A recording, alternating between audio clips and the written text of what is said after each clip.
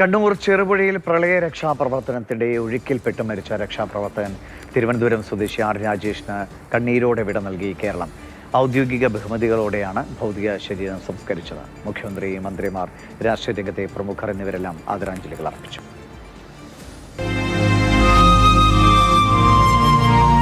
ദുരന്തങ്ങളിൽ നാടിന് വർഷങ്ങളായി രക്ഷകനായിരുന്നവൻ.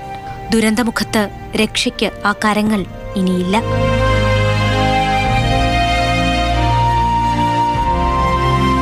തിരുവനന്തപുരം കല്ലിയൂരിലെ കുടുംബാരോഗ്യ കേന്ദ്രത്തിൽ രാജേഷിന്റെ ഭൗതിക ശരീരം പൊതുദർശനത്തിനെത്തിക്കുമ്പോൾ ആ നാട് ഒന്നാകെ വിതുമ്പുകയായിരുന്നു.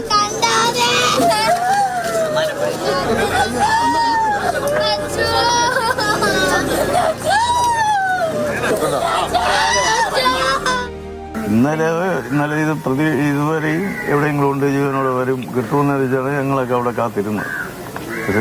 കിട്ടിയത് വീട് പണി പൂർത്തിയാക്കി കടങ്ങൾ വീട്ടി തീർക്കണം. ഇതായിരുന്നു രാജേഷിന്റെ ഏറ്റവും വലിയ മോഹം. അച്ഛനും അമ്മയും ഭാര്യയും 2 മക്കളുമുള്ള കുടുംബത്തിന്റെ വീടുപണി ഇനി സർക്കാർ പൂർത്തിയാക്കും.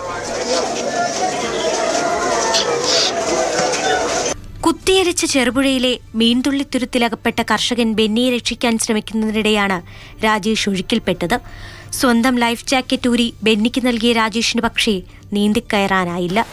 വർഷങ്ങളായി അഡ്വഞ്ചർ ടൂറിസം രംഗത്ത് പ്രവർത്തിക്കുന്ന രാജേഷ് 2018 പ്രളയസമയത്തും 2024 വയനാട് ദുരന്തത്തിലും രക്ഷാപ്രവർത്തനത്തിന് സജീവമായി പങ്കെടുത്തിരുന്നു.